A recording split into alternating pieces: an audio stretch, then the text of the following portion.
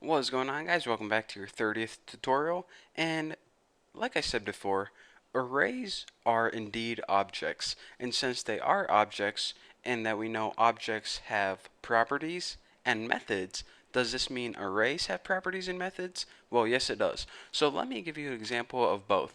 The first thing we need to do is obviously create an array. So let's go ahead and create an array called dudes, and we'll just set this equal to new array, and we'll make this the easy way. And we'll just go ahead and put like Bucky, Dan for Dan Henderson, and Randy for Randy Couture. If you know who those people are, then let me know. Thumbs up. So we go ahead and we made an array. So let's go ahead and take a look at some of the properties.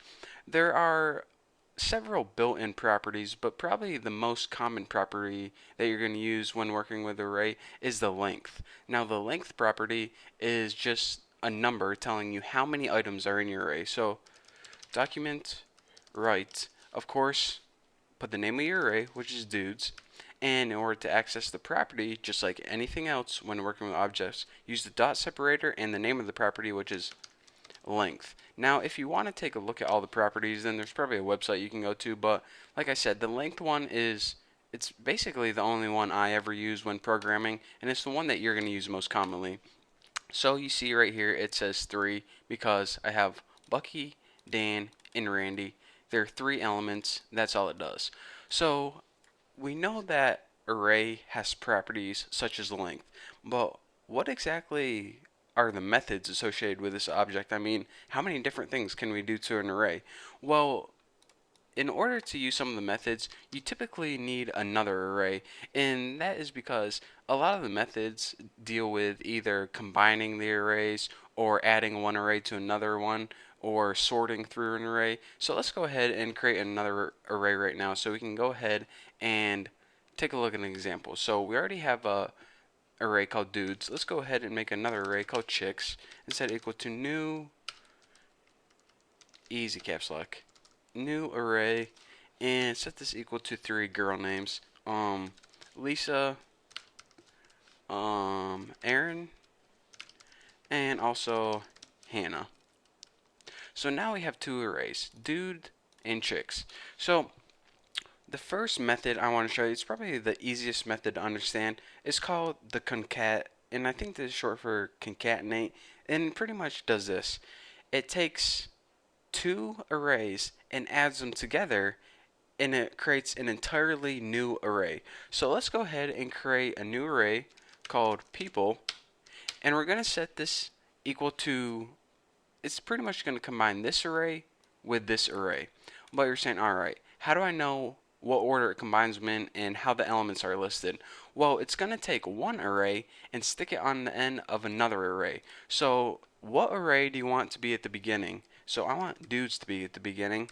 And in order to use this method, again, use the dot separator, which is concat, and as your parameter, you list what array do you want to stick on the end of this. And I want chicks to be on the end of this. So what this is going to do is it's going to take the dudes array and stick chicks on the end of it. So now we have a new array called people with 6 different elements in it.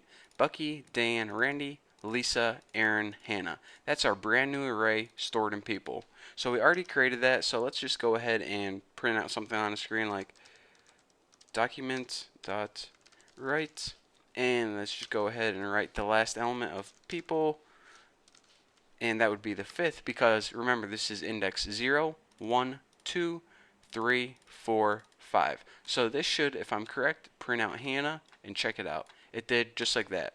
So now you're saying, alright, I get the idea of concat, but what if I wanted this array first and this one second? Well, all you'd have to do is take that chicks and add dude to the end of it, or dudes, excuse me, and now Randy would be the last element. So let's go ahead and refresh and check it out, Randy. So that's an example of one method that we can use when we take a look at arrays. So now I just wanted to stress in this tutorial that arrays are indeed objects, and every object has properties such as the length, and it also has methods that you can use. And we took a look at one method, which is concat, and all concat does is it takes 2 arrays, sticks them together, and puts it into a brand new array.